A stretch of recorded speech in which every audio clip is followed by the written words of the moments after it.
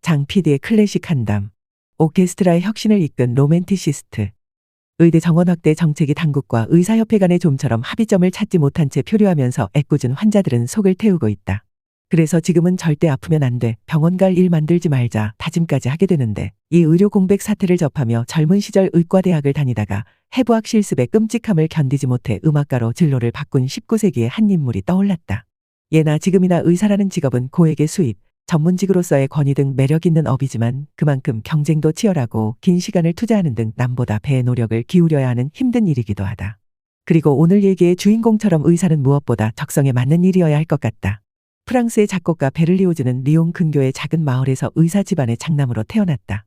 자유로운 사고방식에 박학다식한 아버지는 예민하고 열정적인 기질과 함께 음악과 문학에 뛰어난 감수성을 보인 아들을 집에서 직접 가르쳤고 가업을 잇게 하려 아들을 파리의 의과대학으로 보냈다.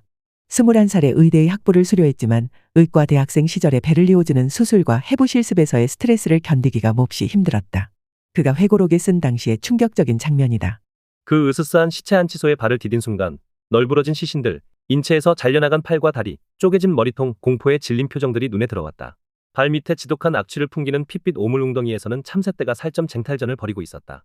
구석에 모여있는 쥐들은 아직 피가 흐르는 시신의 일부를 정신없이 갉아먹고 있었다. 순간 공포에 사로잡힌 나는 냅다 창문을 넘어 저승사자가 뒤쫓아 오는 양 집으로 줄다름을 쳤다. 그 충격에서 헤어나는데 24시간이 걸렸다. 그 후로 나는 인체구조, 해부, 의학이라는 단어만 들어도 몸서리를 쳤고 내게 강요된 의사라는 직업을 좇느니 차라리 죽으리라 다짐했다. 해부실을 뛰쳐나온 이후 그는 병원보다는 오페라 극장을 더 자주 찾게 되었는데, 특히 당시의 글루크의 오페라에서 받은 감동은 의사의 길을 포기하고 음악가의 길로 진로를 바꾸는 결정적인 계기가 되었다. 가까스로 부모의 허락을 얻어 23세 나이에 파리 음악원에 입학하여 작곡을 공부하게 되었지만 부모로부터의 지원은 기대할 수 없었다. 닥치는 대로 이런저런 일, 극장 합창단의 객원단원, 신문에 글을 쓰는 일로 어렵게 생활을 꾸려가야 했다. 음악가로서 그는 새로운 것들, 새롭게 해야 할 것에 대한 강한 열망을 가졌던 혁신가이자 이상주의자였다.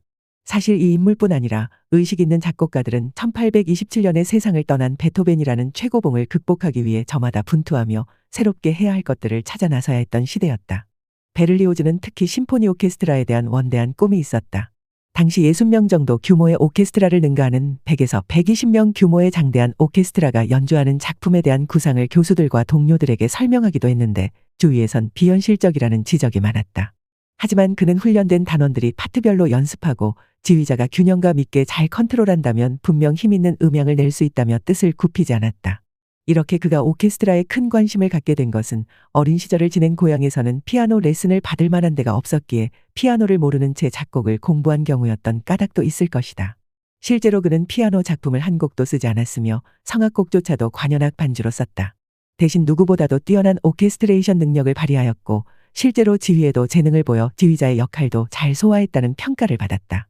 음악에서 낭만주의는 독일 지역에서 사기터, 베토벤, 베버, 슈베르트 같은 작곡가들에 의해 확산되었지만 제대로 된 한 방을 터뜨린 것은 베를리오즈였다. 그는 창작 활동 초기에 내놓은 작품 하나로 낭만주의 음악에 대한 명쾌한 정의를 내렸고 후대의 작곡가들에게 큰 영향을 끼쳤다. 낭만주의 예술의 소재와 주제는 주로 꿈, 신비, 일상에서 멀리 떨어진 것, 전설이나 신화에서 취한 환상의 세계다. 이성과 조화를 강조한 고전주의의 에토스 미학에서 벗어나 개성과 열정, 과도함과 같은 파토스의 세계를 추구하는 한편 민족적인 특색도 중히 여겼다. 베를리오즈는 이러한 낭만적 요소들을 작품에서뿐 아니라 자신의 삶을 통해서도 보여준 낭만적 실존 그 자체였다. 음악원 시절을 보내며 그는 평생 흠모하게 될 위대한 예술가들의 작품들을 만나게 된다. 셰익스피어와 괴테의 문학작품을 탐닉하면서 드라마의 극적 구조에도 눈을 뜨게 되었다. 그리고 그 즈음 자신의 인생에 큰 파문을 몰고 올 한 여성을 발견한다. 영국 극단의 파리 공연에서 햄릿의 오피리아 역을 맡은 무대 위의 배우 해리엇 스미스슨에게 반한 것이다. 무대에서 보여준 그녀의 비범함, 그토록 고상하게 재현해낸 시적인 대사, 이런 것들이 나를 사로잡았다. 셰익스피어 극단의 인기 배우 스미스슨은 오피리아에서 줄리엣으로 데스데모나로 변신하며 이태 동안 이 젊은이의 머릿속에서 떠나질 않았다. 짝사랑의 열병에 단단히 빠진 그는 그녀와 만나기 위해 주변에 공을 들여 연을 만들고 자신의 마음을 고백하는 편지를 보내지만 상대의 반응은 냉담하기만 했다. 알지도 못하는 남자로부터 날아온 열렬한 구애의 편지에 대꾸할 가치가 없었을 것이다. 누가 보아도 연상인 유명 여배우에게 무명 예술가의 구애는 언감생심이었다. 그녀의 냉담한 반응에 크게 좌절한 나머지 베를리오즈는 극심한 절망에 빠졌고 주체할 수 없는 격정으로 울부짖는 그를 보며 주위에서는 그가 자살이라도 할까 걱정할 정도였다. 시련에 빠진 예술가는 아편을 먹고 자살을 기도한다. 자살은 미수에 그치고 대신 기이한 환각 상태에 빠지게 된다. 사랑하는 여인은 끊임없이 그의 상념에 떠오른다. 그리고 그녀는 마녀들의 무도회 전야제의 사악한 마녀가 되어 무덤 주위를 맴돌며 춤을 춘다. 긴 악몽을 꾼 듯 한 차례 감정의 경랑을 겪고 나서 그 본물이 음악으로 쏟아졌다. 완성한 작품에 그는 환상교향곡이라는 제목을 붙이고 어느 예술가의 생애의 에피소드라는 부제도 붙였다. 자신이 겪은 한 여인에 대한 열정적인 사랑, 고백과 쓰디쓴 좌절, 그리고 긴 악몽을 전체 5악장에 담았다. 각 악장에는 영국의 소설가 토머스 드 퀸시의 어느 아편 중독자의 고백에서 영감을 얻어 사랑하는 여인에 대한 꿈과 정열, 무도회, 전원의 정경, 사형장으로의 행진, 마녀들의 밤의 향연이라는 표제를 순서대로 붙였다. 기악음악은 원래 악곡 안에 일정한 내용을 담고 있지 않다. 두도막 형식, 삼부 형식, 소나타 형식 등 일정한 틀 안에 작곡가가 구상한 악상을 담은 형식미를 추구하여 절대음악이라고 한다. 이와는 상반되는 개념의 표제음악은 특정한 이야기나 사상, 자연의 분위기 등 추상적인 것 또는 문학이나 미술 작품에서 받은 영감과 감동을 음악으로 표현한 것이다. 그때까지의 표제음악이라면 비발디의 사계와 베토벤의 합창교향곡 정도였는데 베를리오즈는 이 곡을 쓰기 직전에 베토벤이 교향곡에 합창을 도입한 것에 영향을 받아 자신의 경험에 기반한 일종의 서사를 교향곡에 도입했다. 이러한 시도는 낭만주의 음악의 두드러진 경향이 더욱 진화된 것이며 환상교향곡 이후에 표제를 도입한 교향곡이 다수 나오는 계기가 되었다. 베를리오즈는 이 교향곡에서 또 다른 독창적 시도를 했다. 꿈에서도 잊지 못한 짝사랑의 여인을 일정한 선율의 고정악상으로 표현했다. 그 선율은 우아하고 아름답게 또는 기괴하고 격렬하게 바뀌며 매 악장에 등장한다. 전통적인 소나타 형식에서의 주제를 발전시키는 방식과는 다른 전개 방식이다.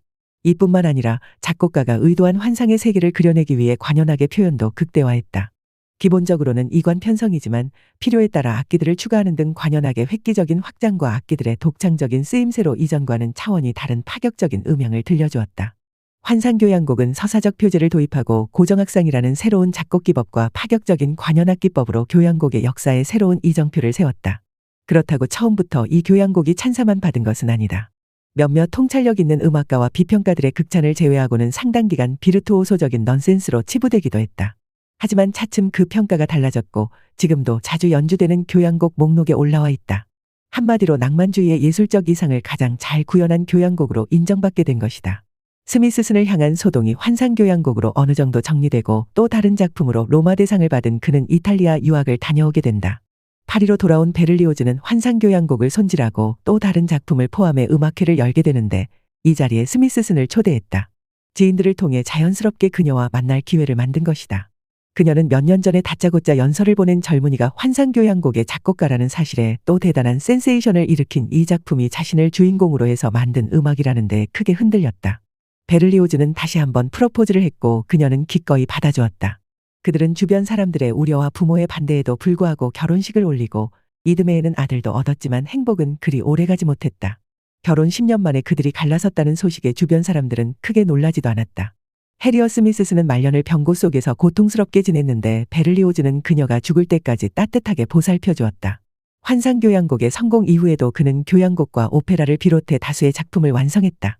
특히 1837년에 쓴 프랑스 혁명의 희생자를 위한 대규모 편성의 레퀴엠, 역시 프랑스 혁명을 기린 장송과 승리의 교향곡은 선율과 화성, 구성에서 표현력이 뛰어난 작품으로 평가받고 있다. 괴테의 파우스트에서 영감을 받아 작곡한 극음악 형식의 파우스트의 천벌 역시 관현악과 성악이 어우러지는 대편성의 아름답고 생기 넘치는 작품이다.